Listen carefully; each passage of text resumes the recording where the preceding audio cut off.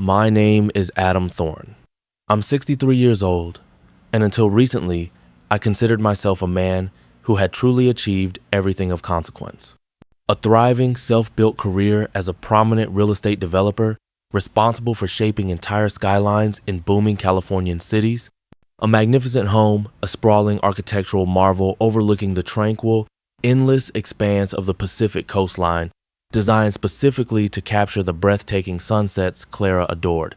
And, most importantly, a family I believed was the very cornerstone of my existence, the sacred foundation upon which all my successes were built. For 40 glorious, unblemished years, my life, my entire universe, revolved around Clara, my wife, my soulmate, my unwavering anchor. She was the very definition of grace and quiet strength. A woman whose mere presence could soothe the fiercest storm within me, whose gentle touch could dispel any anxiety.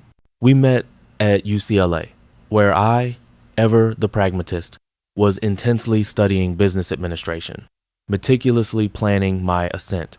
She, ever the free spirit and profound thinker, was pursuing a demanding degree in fine arts, her hands often stained with paint, her mind alight with creative visions. Clara taught me to see the profound beauty in the mundane, to appreciate the delicate brushstrokes of life that I, in my relentless, almost obsessive pursuit of success, often overlooked. She was the vibrant, unexpected splash of color in my otherwise structured, monochromatic world, a dash of brilliant, surprising brilliance that transformed everything she touched. We built our empire together, brick by painstaking brick, dream by shared dream. But it was Clara, with her boundless love and artistic soul, who truly made our vast, impressive house a warm, living home. Our only child, Lydia, was born into this world as the undisputed apple of our eye, our precious gem. From the very moment she drew her first breath, she was showered with an almost overwhelming abundance of love, unyielding attention, and seemingly every conceivable opportunity money could possibly buy. She inherited my sharp, calculating ambition, a relentless drive to achieve, and Clara's striking, almost ethereal beauty, a potent, irresistible combination that made her, in our doting eyes, destined for nothing less than absolute greatness. We poured all our fervent hopes and unfulfilled aspirations into her, nurturing her budding talents with unwavering devotion, supporting her every fleeting passion with open wallets and endless encouragement, truly believing we were equipping her with every conceivable tool she needed to flourish magnificently. She excelled effortlessly in school, charismatic and intellectually brilliant, always naturally gravitating to the center of every social circle, effortlessly commanding attention. We truly believed, with every fiber of our being, that we had meticulously instilled in her the timeless values of family loyalty, unwavering commitment, and profound empathy, the very immutable pillars upon which our own lives were so steadfastly built.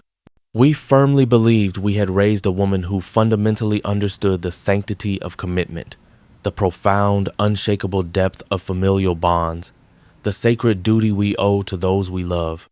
We were terribly, tragically, devastatingly wrong. Then, the unthinkable, the truly soul-crushing, happened. Clara, my steadfast, incandescently beautiful Clara, was diagnosed with a rare, terrifyingly aggressive form of pancreatic cancer. The news hit me with the precise, brutal force of a physical blow, stealing the very breath from my lungs, leaving me utterly hollowed out, paralyzed with a cold existential terror. We fought, oh how we fought, with a desperate, unyielding ferocity. We consulted the best oncologists in the nation, pursued every experimental treatment available, clung to every microscopic sliver of hope offered by cutting-edge research. Lydia was there at first. She flew home immediately from New York, where she lived with her husband, Mark, a sharp, relentlessly ambitious corporate lawyer whose entire identity seemed to be defined by his relentless pursuit of power. She sat dutifully by Clara's bedside, her hand clasped tightly in her mother's weakening grip, crying openly with me, her grief seemingly mirroring mine.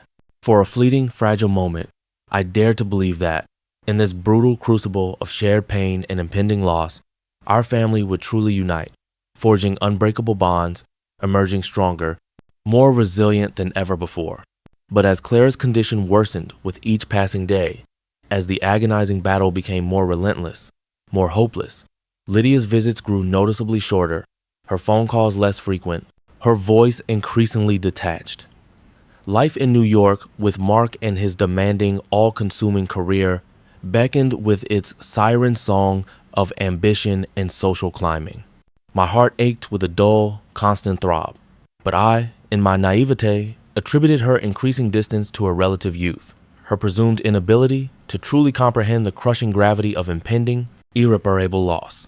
Grief manifests in myriad, often inexplicable ways, I told myself, desperately attempting to rationalize her chilling detachment, her gradual retreat from the unbearable reality of her mother's fading life.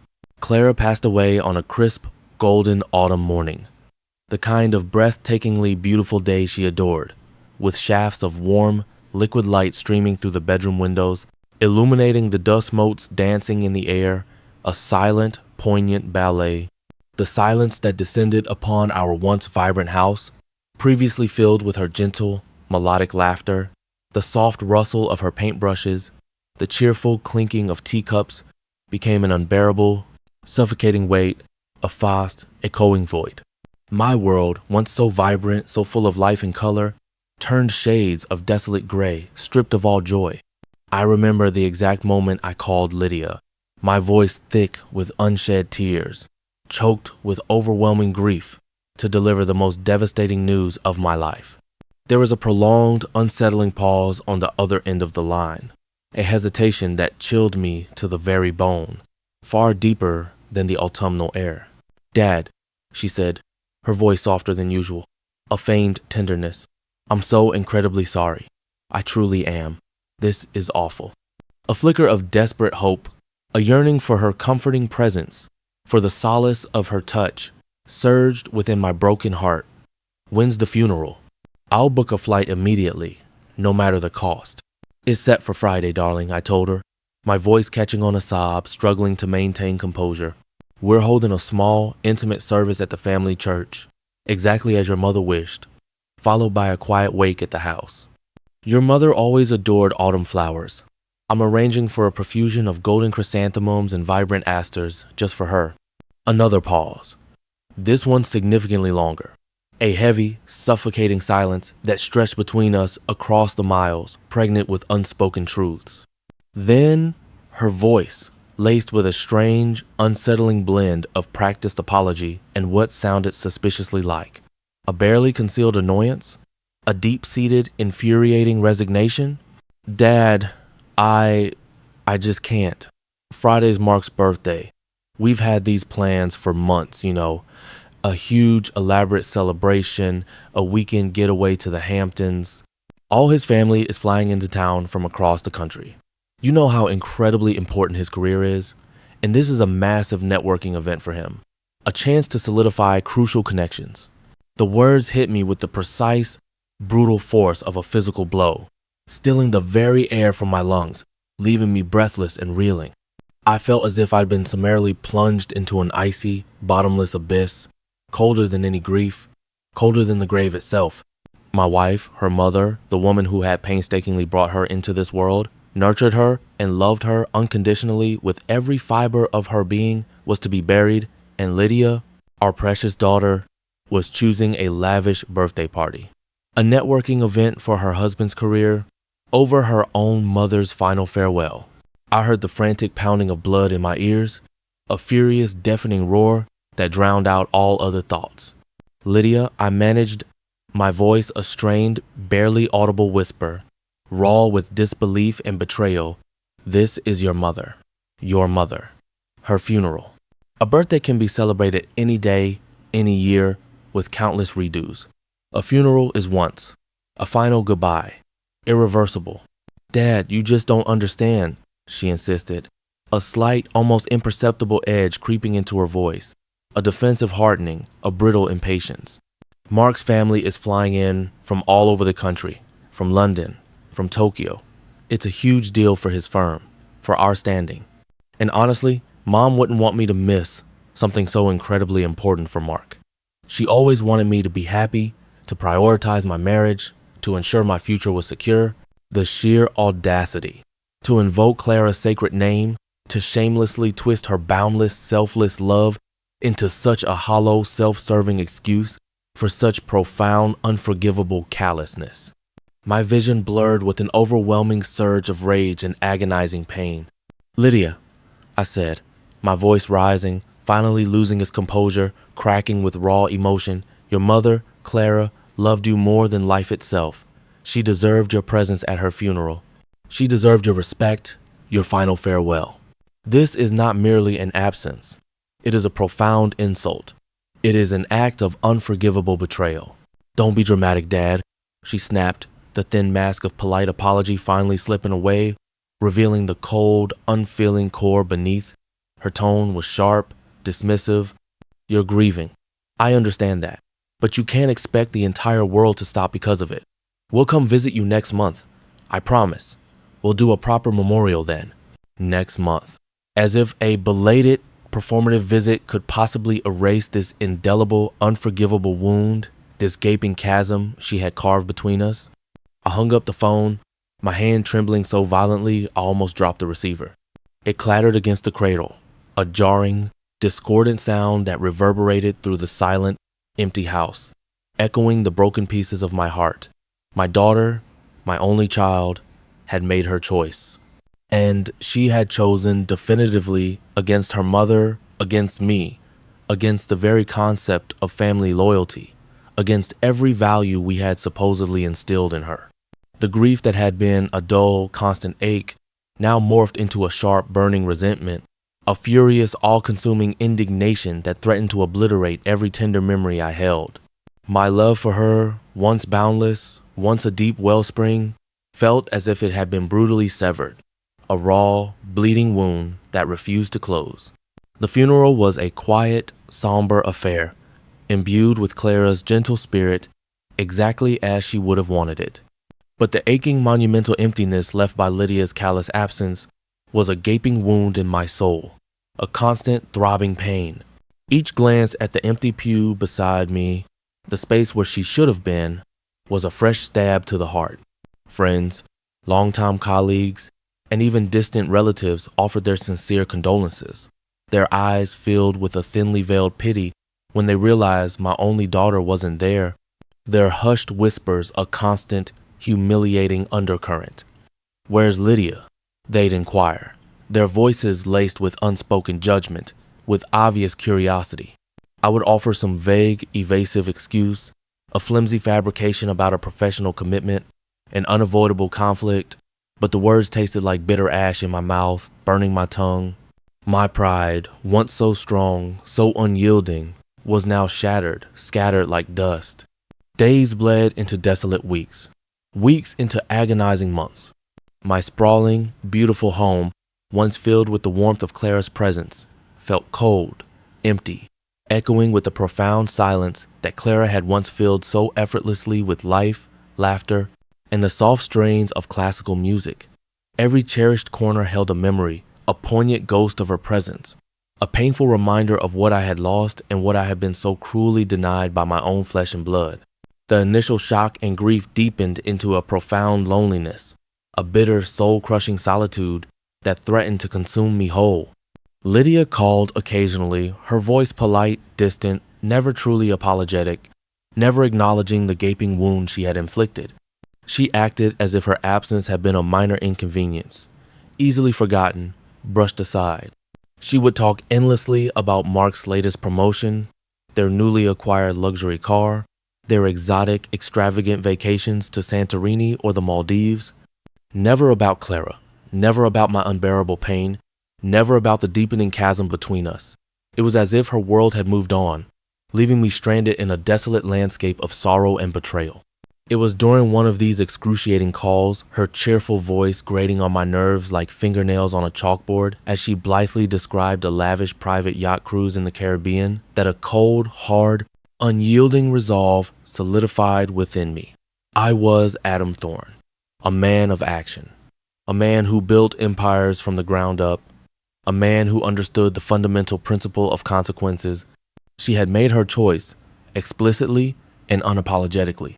Now, with a chilling clarity, she would face the consequences of that choice. The following morning, precisely at 9 o'clock, I called my longtime attorney, Mr. Thompson. He was a seasoned legal professional who had handled all my intricate legal affairs for decades, witnessed the building of my vast wealth, the relentless expansion of my business empire, and knew my family intimately, having drafted our original wills years ago.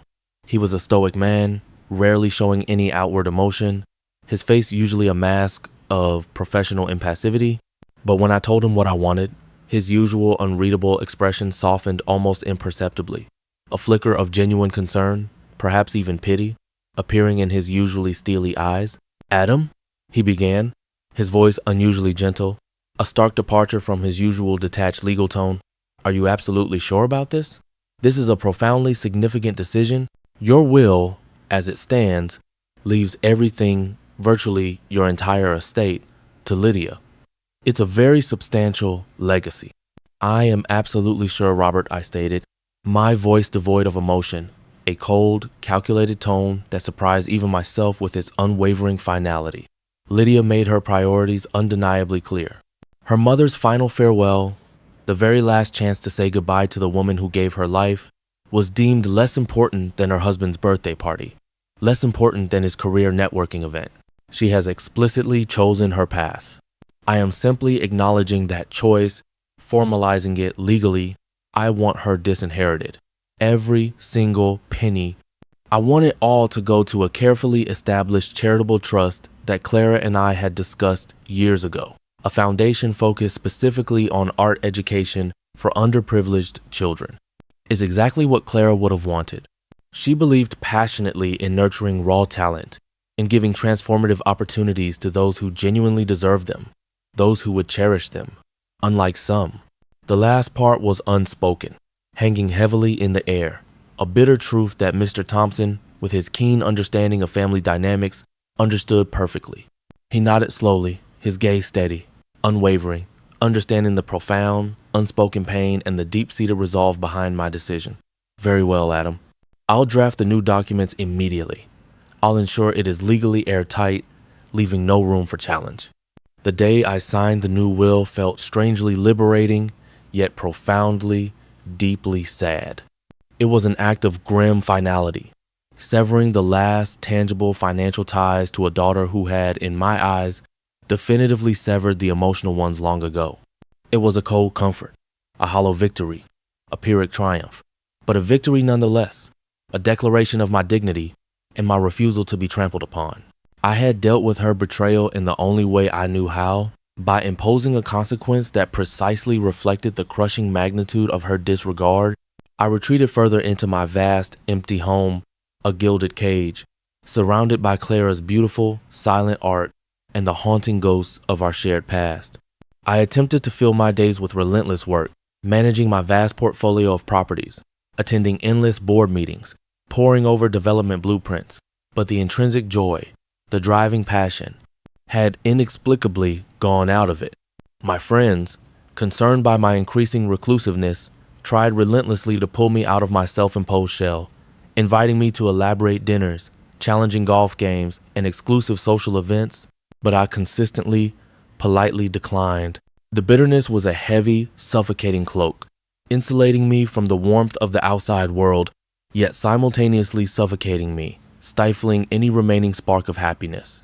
I felt like a king on an empty throne, surrounded by untold riches but utterly, irrevocably alone, haunted by what once was and what could have been. It was my sister-in-law, Clara's younger sister Eleanor, who was the only person who truly managed to penetrate my self-imposed fortress-like solitude.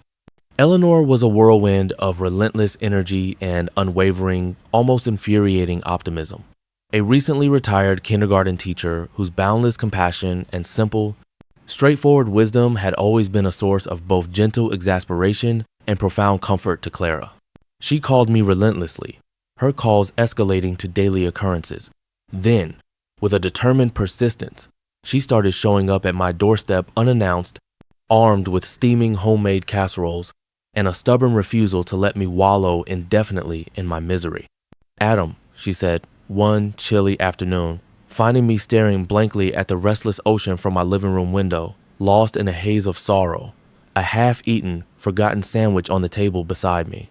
You simply cannot live like this. Clara wouldn't want it. She wouldn't want you to be consumed, to be utterly defined by this bitterness, this anger. It's eating you alive. She chose, I said, my voice flat, devoid of all emotion, a cold, hard statement of fact. Lydia chose her husband's party over her mother's funeral, over Clara, over us, over everything that truly mattered. Eleanor sighed, a sound of deep, profound empathy that seemed to resonate with my own pain. She sat gently beside me on the plush couch, placing a comforting, warm hand on my arm, a gesture that surprisingly brought a faint tremor of comfort. I know, Adam. I know it hurt you beyond words. It hurt all of us who loved Clara. And what she did was wrong. Unforgivable, perhaps, in the raw, blinding heat of that agonizing moment, when grief obscures all reason. She paused, choosing her words with meticulous care, like a surgeon selecting a scalpel. But Clara never believed in unforgivable. Not truly. She believed in second chances, no matter how dire the mistake. She believed deeply in growth, in the inherent human capacity for profound change. She believed that people, even when they made the most terrible, seemingly irreparable mistakes, were fundamentally capable of evolution. Always. She held onto that faith fiercely. I scoffed, a dry, humorless sound. Change? Lydia? She's always been inherently self-centered, always prioritized her own fleeting desires first.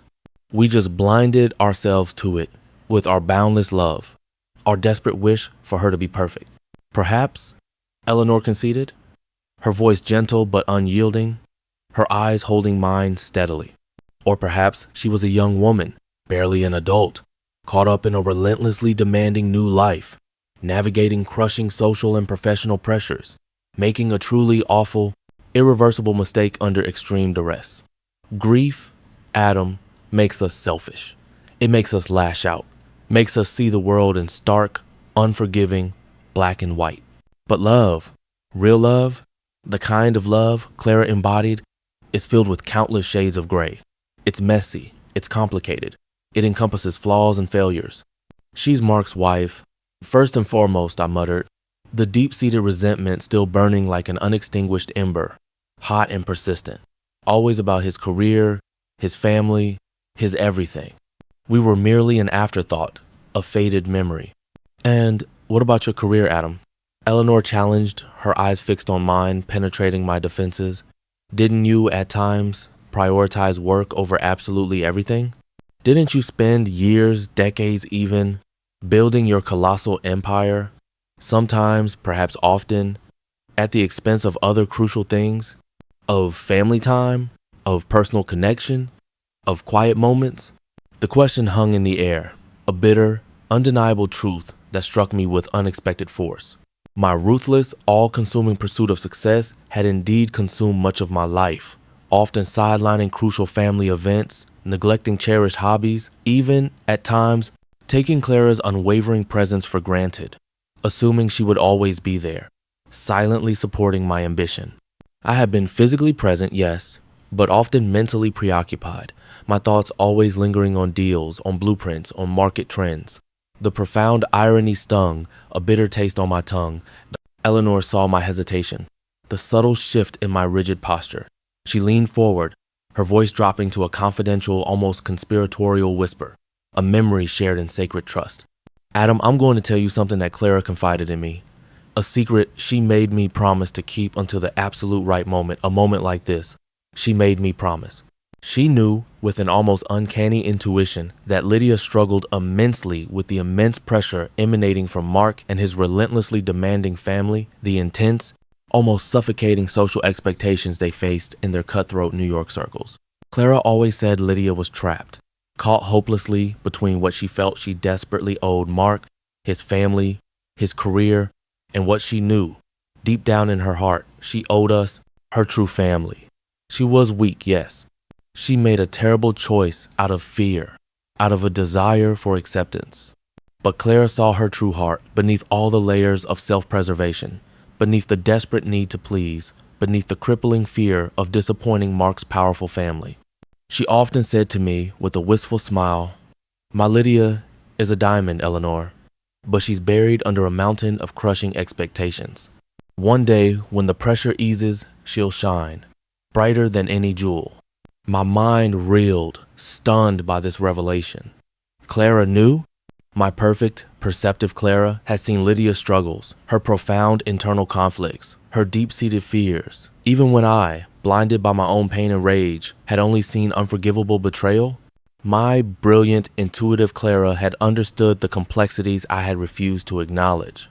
It was a revelation that shook the very foundation of my bitterness, cracking the impenetrable walls I had built around my heart, casting a vibrant sliver of illuminating doubt on my absolute, uncompromising condemnation of Lydia.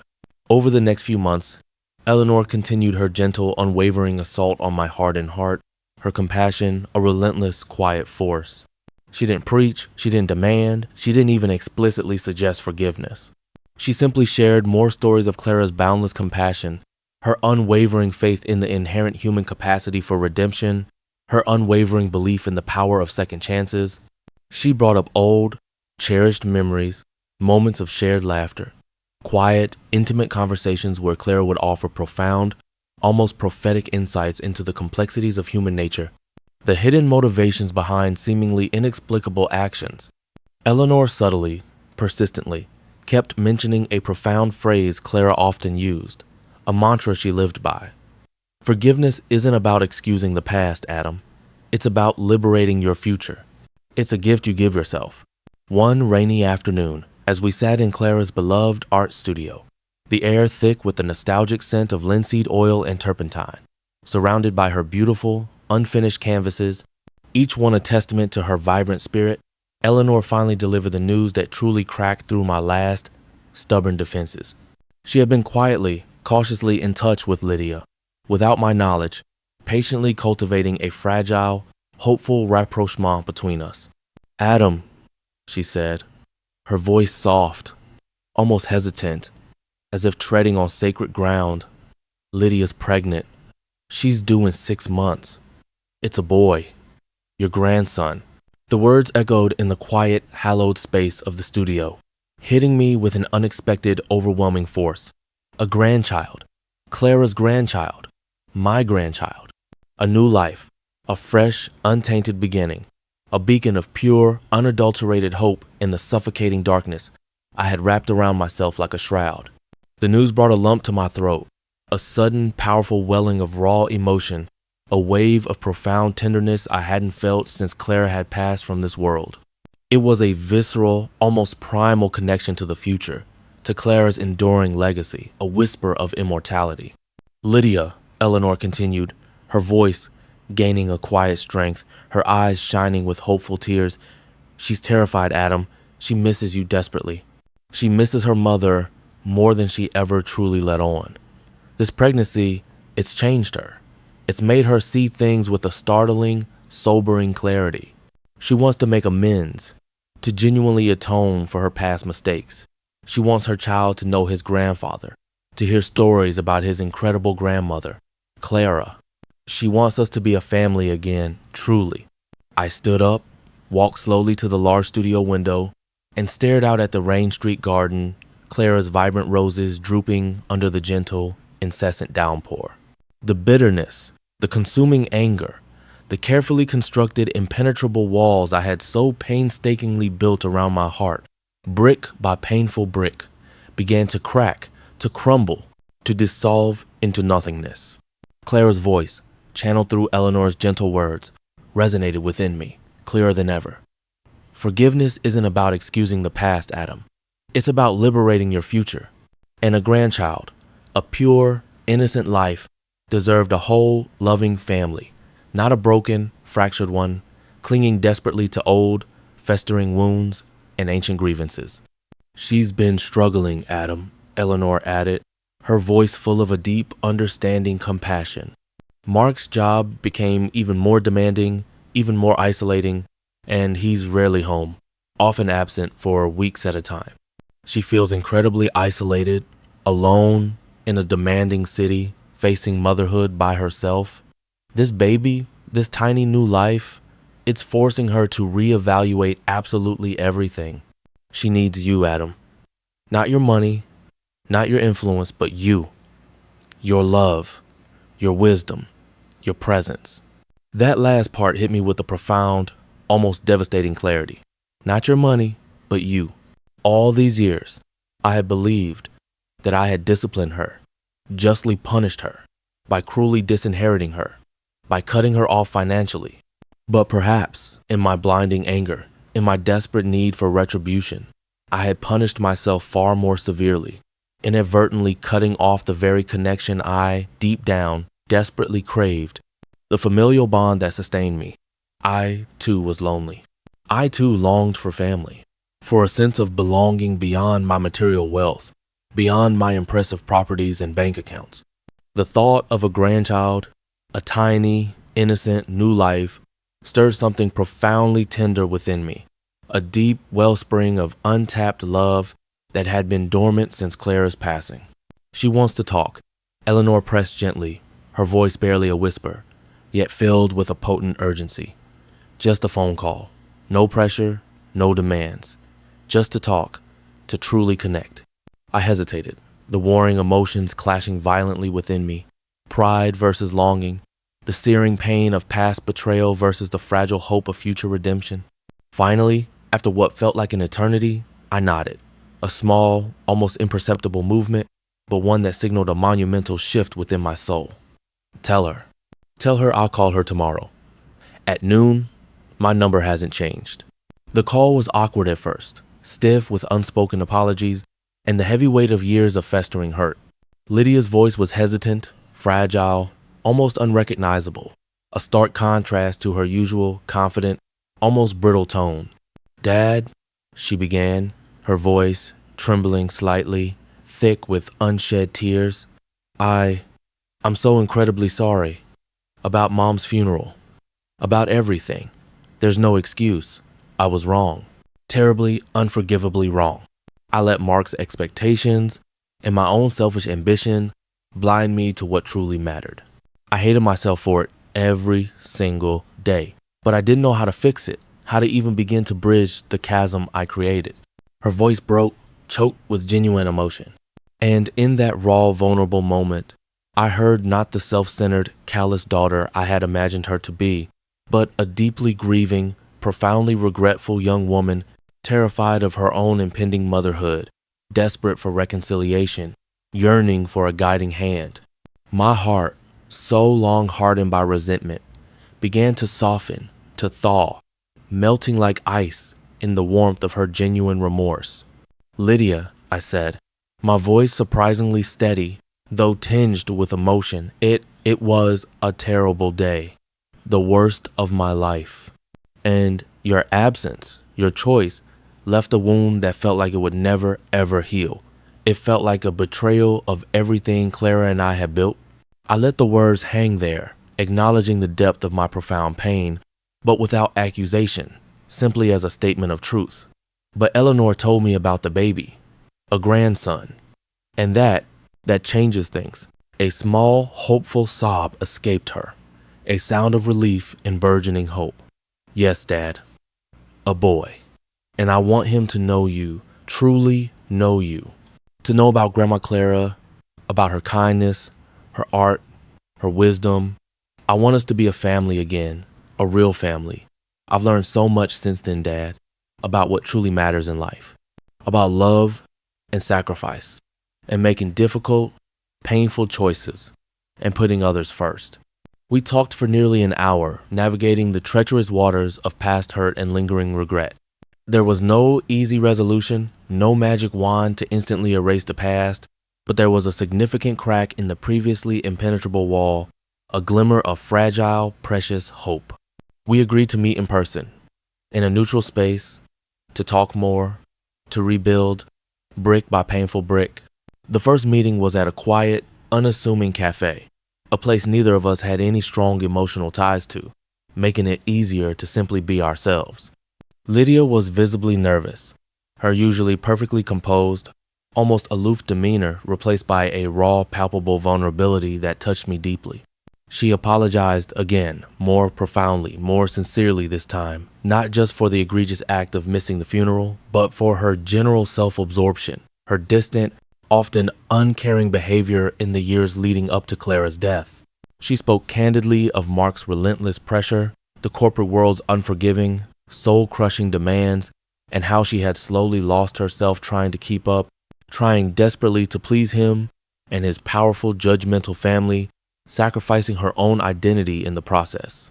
She admitted her paralyzing fear of judgment, her inability to articulate her true feelings, her desperation to fit into their world. She even bravely revealed that her marriage with Mark was severely strained, teetering on the brink, that he had become increasingly distant, critical, and controlling since the unexpected pregnancy. I listened, truly listened, perhaps for the first time in years, consciously setting aside my own lingering grievances, my own righteous indignation. I saw not the callous, calculating adult I had convinced myself she was, but a scared, vulnerable young woman, grappling with immense personal struggles, burdened by regret. I shared my own deep regrets, my own acknowledgement that in my blinding rage and my desperate need for justice, I had also made mistakes, choosing retribution over healing, pushing her away when perhaps she needed me most. I even confessed about changing the will, something I had intended to keep a lifelong secret until my death. Her eyes widened, but there was no anger, no accusation, only a profound, heartbreaking sadness, a deep understanding. "I understand, Dad," she whispered, her voice barely audible. "You had every right. I deserved it. Every single penny. But I'm not asking for money. I'm asking for you, for your forgiveness, for a chance to be your daughter again, truly, honestly." That was the pivotal moment. The final, formidable walls came crashing down within me. Her profound humility, her raw, genuine remorse, her desperate plea for connection touched me more deeply than any apology ever could. I reached across the table, my hand trembling slightly, and took her hand, a gesture of profound connection that had been absent for far too long, a bridge finally rebuilt. "You have it, Lydia," I said, my voice thick with emotion, tears blurring my vision. "You have my forgiveness. All of it." The months that followed were a testament to the transformative, almost miraculous power of forgiveness and the incredible, enduring resilience of family bonds. Lydia, with newfound courage and clarity, moved back to California, away from the toxic, suffocating environment of New York and her increasingly distant, emotionally abusive husband. Mark, unable to cope with her new resolve and her unwavering focus on true family and self-discovery, reluctantly agreed to an amicable separation, recognizing their fundamental incompatibility. She chose a small, quiet, charming town near me, dedicating herself wholeheartedly to preparing for motherhood, embracing the profound changes within her, and eventually embarking on a new, infinitely more fulfilling career path in art therapy, a path that would have made Clara incredibly proud, resonating with her artistic soul. I became an integral, cherished part of her journey. We spent countless hours together, discussing baby names, meticulously decorating the nursery with soft colors and whimsical art, sharing cherished stories about Clara, laughing often, and sometimes silently, crying together as we remembered her, forging new memories while honoring the old. I witnessed her profound transformation firsthand, a remarkable shift from a self-absorbed, insecure individual to a thoughtful, compassionate, and truly loving woman, ready to embrace the sacred responsibilities of motherhood. She blossomed, shedding the constricting layers of expectation and pretense that had suffocated her for years, revealing the beautiful person beneath. We forged a new bond, deeper and more honest than before, built on shared vulnerability, mutual respect, and a rediscovered love. When my grandson Noah was born, it was a moment of pure, unadulterated joy, a radiant burst of light in my previously shadowed life.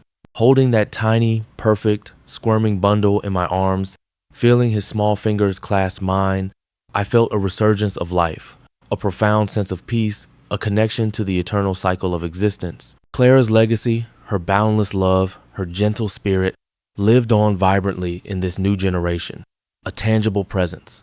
My previously bitter, empty house suddenly felt vibrant, filled with the precious warmth of a reunited family, the joyful sounds of a baby's coos and gurgles, laughter echoing through its halls.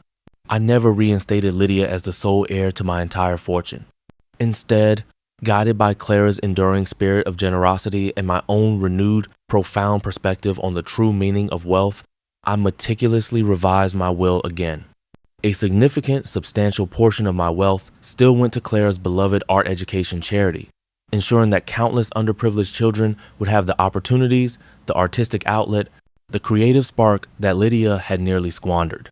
The rest was meticulously divided into a carefully managed trust for Noah's education and future, securing his path. And a smaller, but still substantial, sum was set aside for Lydia, enough to ensure her financial security, her independence, her freedom to pursue her new life, but not so much that it would tempt her back into old habits of excess or dependence. It was a testament to love, to responsibility, and to the profound understanding that true wealth isn't just measured in money or material possessions, but in the ability to live a life of purpose, connection, and meaningful contribution. Sitting now in the sun-drenched garden where Clara's beloved roses continue to bloom in vibrant profusion, their fragrance sweet on the breeze, a gentle wind rustling through their delicate petals, I watch Noah toddle across the emerald lawn, his small legs unsteady, chasing a brightly colored butterfly with unadulterated glee. Lydia sits serenely beside me, her eyes filled with a quiet contentment, a profound happiness that radiates from deep within her, a beautiful transformation. Our family, once fractured by unimaginable pain and bitter betrayal, is whole again, stronger than before, purified by the crucible of adversity and the soothing balm of forgiveness. I think of Clara often, every single day, not as a haunting ghost dwelling in my painful memories, but as a guiding light, a constant, loving presence that reminds me of the profound wisdom she left behind, her enduring spirit touching every aspect of my renewed life. She was right. People are truly capable of change, of profound transformation, even when they seem most lost, most unreachable. And families, too, are capable of resurrection, capable of healing from the deepest, most agonizing wounds. If there is patience to wait, courage to forgive, and the profound wisdom to choose love and reconciliation over bitter, destructive retribution. My story, once consumed by anger and loss, ended well. It ended not with revenge, but with reconciliation, not with irreparable loss, but with profound renewal. It ended truly with a deep, abiding peace that surpassed all understanding. Have you ever had to embark on a difficult, almost impossible journey of forgiveness, either for yourself or for someone else who has deeply hurt you? How did it change your life, your perspective, your heart? Share your profound experiences in the comments below. If this story resonated deeply with you, if it offered even a glimmer of hope in challenging family dynamics, please hit that like button. Subscribe for more real-life stories about overcoming adversity, about the transformative power of forgiveness, and share this narrative with someone who might desperately need to hear that healing is always possible and that sometimes the greatest strength lies not in holding on to grievances, but in the profound courage to forgive, to let go, and to embrace a new, brighter future.